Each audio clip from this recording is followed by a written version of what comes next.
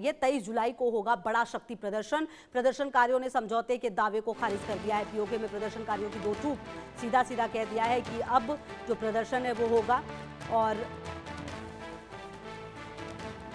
23 जुलाई को होगा बड़ा शक्ति प्रदर्शन। ये कहा जा रहा है महंगाई से शुरू हुआ आंदोलन अब क्या राजनीतिक विद्रोह बन जाएगा, ये जानकारी भी सामने आ रही है। और पाकिस्तान के कब्जे वाले कश्मीर की स्थिति जो है वो आप किस कदर देख रहे हैं कि खराब होती हुई नजर आ रही है और हालात यहाँ पर बिगड़ते हुए नजर आ रहे हैं। और सबसे बड़ी बात ये भी है कि क्या ये जो प्रदर्शन है वो यूं ही होते हुए नजर आएंगे और अगर ऐसा ही प्रदर्शन चलते रहा तो कुल मिलाकर देखना ये होगा कि महंगाई से शुरू हुआ आंदोलन क्या राजनीतिक विद्रोह बनता हुआ नजर आ रहा है। क्योंकि पीओके में देखिए हालात जो है वो बेकाबू हो चुके हैं। जी हाँ, वहां पर नारे भी लगे थे, आपको याद होगा, छोटे छोटे बच्चे नारे लगा रहे हैं। और कुल मिलाकर अब शायद पीओके के लोगों को ये बात समझ में आ गई है कि जो अब तक जो पाकिस्तान रहा है वो उसका किसी ना किसी तरीके से उसे परेशान करता रहा है और पीओके को कभी उसने अपना हिस्सा माना ही नहीं, सिर्फ और सिर्फ वहां के संसाधन का उपयोग अपने लिए किया। शायद यही बड़ी वजह है। अब देखिए पाकिस्तान के कब्जे वाले कश्मीर यानी पीओके से जो तस्वीर सामने आ रही है वो सिर्फ विरोध प्रदर्शन की नहीं है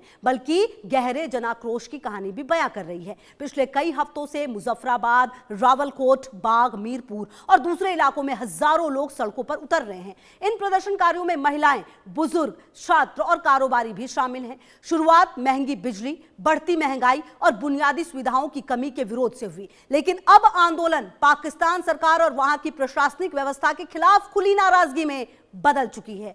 कई जगह प्रदर्शनकारियों ने पाकिस्तान विरोधी नारे लगाए और स्थानीय लोगों का आरोप है कि इस क्षेत्र के संसाधनों का इस्तेमाल तो होता है लेकिन लोगों तक उसका लाभ नहीं मिलता। हालात इतने तनावपूर्ण हो चुके हैं कि कई इलाकों में सामान्य जनजीवन भी प्रभावित हुआ है। बाजार बंद है, आवागमन प्रभावित है और पूरे क्षेत्र में भारी सुरक्षा बल तैनात हैं। कुल मिलाकर अगर यह स्थिति है तो आप समझ सकते हैं कि क्या प्रदर्शनकारियों की मांगे हैं। यह भी अब आपको हम फटाफट बता देते हैं। इस आंदोलन की अगुवाई Jammu Kashmir joint Awami action committee यानी JAAC कर रही है, जिसने खुद को आम लोगों के अधिकारों की आवाज बताया है। कमेटी का कहना है कि उनकी मांगे सिर्फ राजनीतिक नहीं बल्कि रोजमर्रा की जिंदगी से जुड़ी है। इनमें बिजली दरों से कमी, गेहूं और आटे पर सब्सिडी, स्थानीय संसाधनों पर स्थानीय लोगों का अधिकार, बेरोजगारी कम करने के कदम और गिरफ्तार कार्यकर्ताओं की रिहाई जैसी मांगे शामिल हैं।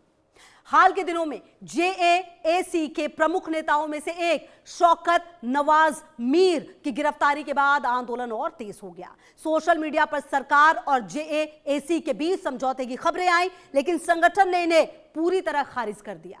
JAAC ने साफ कहा जब तक उनकी मांगे पूरी नहीं होंगी आंदोलन जारी रहेगा।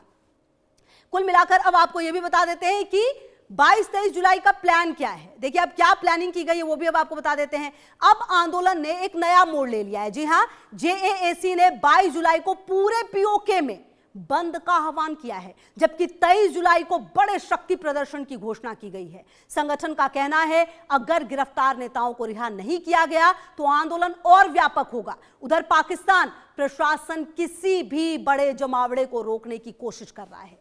कई इलाकों में अतिरिक्त पुलिस और रेंजर्स तैनात किए गए, संवेदनशील स्थानों पर बैरिकेडिंग की गई है और स्थानीय प्रशासन ने लोगों को बड़ी रैलियों से दूर रहने की चेतावनी भी दे डाली है। कुल मिलाकर आने वाले 2 दिन पीओके की राजनीति और सुरक्षा व्यवस्था दोनों के लिहाज से बेहद अहम बताए जा रहे हैं। और देखना तो यह है कि अगर ऐसी व्यवस्था है तो इसमें असीम मुनीर और शहबाज शरीफ की क्या कुछ बातें सामने आएंगी। अब क्या टकराव बढ़ा है, क्यों बढ़ा है, यह भी आपको फटाफट बता देते हैं। अंतर्राष्ट्रीय मानवाधिकार समूहों के मुताबिक हालिया हिंसा के कई लोगों की जान गई हालिया हिंसा में जबकि बड़ी संख्या में लोग घायल हुए हैं। सैकड़ों लोगों को हिरासत में लेने की खबरें भी सामने आई। कुछ इलाकों में इंटरनेट और मोबाइल सेवाओं पर भी असर पड़ा जिससे लोगों के लिए सूचनाओं का आदान प्रदान मुश्किल हो गया। मानवाधिकार कार्यकर्ताओं का कहना है कि संवाद की जगह बल प्रयोग से हालात और बिगड़ सकते हैं जबकि प्रशासन का दावा है कि कानून व्यवस्था बनाए रखने के लिए कार्रवाई जरूरी थी। तो कुल मिलाकर ये टकराव नजर आ रही है लेकिन क्या इस टकराव के बाद कुछ निर्णय जो है वो लिया जा पाएगा? क्या पीओके को लेकर कुछ बड़े निर्णय आने वाले समय में देखने को मिलेंगे? क्योंकि कहीं ना कहीं लोगों की नाराजगी तो खुलकर सामने आ रही है। आखिर क्यों भड़का है गुस्सा, अब आप ये भी समझ लीजिए। अब सवाल है कि आखिर पीओके में लोगों का गुस्सा इतना क्यों बढ़ गया? दरअसल ये इलाका लंबे समय से आर्थिक चुनौतियों से जूझ रहा है। स्थानीय लोगों का आरोप है कि बिजली उत्पादन उनके इलाके में होता है, लेकिन उन्हें महंगी बिजली खरीदनी पड़ती है। बेरोजगारी लगातार बढ़ रही है, महंगाई ने आम परिवारों का बजट बिगाड़ दिया और स्वास्थ्य, शिक्षा तथा सड़क जैसी बुनियादी सुविधाएं भी पर्याप्त नहीं है। इसके अलावा स्थानीय संगठनों का आरोप यह भी है कि बड़े फैसलों में वहां की जनता की भागीदारी बहुत सीमित है। यही वजह है कि आर्थिक असंतोष धीरे धीरे राजनीतिक असंतोष में बदल गया और अब यह आंदोलन सिर्फ महंगाई का नहीं बल्कि अधिकारों का भी बन चुका है। तो कुल मिलाकर अब सवाल यह है कि क्या ये अधिकार लोगों को मिल पाएंगे? दुनिया की नजर है इस पर। जी हां, आखिर हम ऐसा क्यों कह रहे हैं ये भी अब आपको बता देते हैं।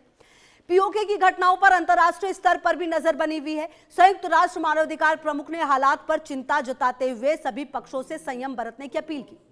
साथ ही हिंसा और मौतों की निष्पक्ष जांच की मांग भी उठी। दूसरी ओर भारत ने दोहराया कि पाकिस्तान के कब्जे वाले क्षेत्रों में मानवाधिकारों की स्थिति लगातार खराब हुई है। विदेश मंत्रालय का कहना है कि वहां रहने वाले लोगों को लंबे समय से राजनीतिक, आर्थिक और सामाजिक अधिकारों से वंचित रखा गया। भारत का यह भी कहना है कि पूरा जम्मू कश्मीर और लद्दाख भारत का अभिन्न हिस्सा है और पाकिस्तान को अपने कब्जे वाले क्षेत्रों में मानवाधिकार उल्लंघन के लिए जवाबदेह ठहराया जाना चाहिए। कुल मिलाकर ये आरोप जो हैं वो भारत की तरफ से लगे हैं। पहले भी भड़का था पीओके, ये भी अब आपको समझा देते हैं कि आखिरकार ऐसा क्यों। अगर इतिहास को देखें तो पीओके में ये पहला बड़ा आंदोलन नहीं है। इससे पहले भी बिजली दरों, टैक्स, आटे की कीमत और स्थानीय अधिकारों को लेकर कई बार विरोध प्रदर्शन हो चुके हैं। मई 2024 में भी बड़े पैमाने पर आंदोलन हुआ, जिसके बाद पाकिस्तान सरकार को बिजली दरों और सब्सिडी को लेकर कुछ राहत देने की घोषणा करनी पड़ी। लेकिन स्थानीय संगठनों का आरोप है कि मूल समस्याएं अब भी जस की तस हैं। यानी हर बार कुछ समय के लिए हालात शांत होते हैं लेकिन असंतोष खत्म नहीं होता और यही वजह है कि इस बार आंदोलन पहले से ज्यादा संगठित और व्यापक दिखाई दे रहा है। कुल मिलाकर आगे क्या?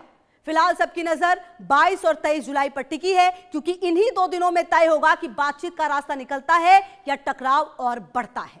अगर प्रशासन और आंदोलनकारी आमने सामने रहे तो हालात और गंभीर हो सकते हैं, लेकिन अगर बातचीत आगे बढ़ती है तो तनाव कम होने की संभावना बन सकती है। फिलहाल इतना साफ है कि पीओके में शुरू हुआ ये आंदोलन सिर्फ महंगाई का मुद्दा नहीं रह गया है। अब ये शासन, अधिकार, प्रतिनिधित्व और लोगों के भरोसे से जुड़ा सबसे बड़ा सवाल बन चुका है, जिसका जवाब आने वाले समय में मिलेगा। जवाब ये भी ढूंढने की कोशिश होगी कि आखिरकार बार बार पीओके के लोगों के साथ ऐसा क्यों किया जा रहा है और सबसे बड़ी बात ये भी है कि आखिरकार अगर ऐसी स्थिति है तो ऐसी स्थिति सरकार ने बनने क्यों दी? क्या असीम मुनीर और शहबाज शरीफ ये अंदाज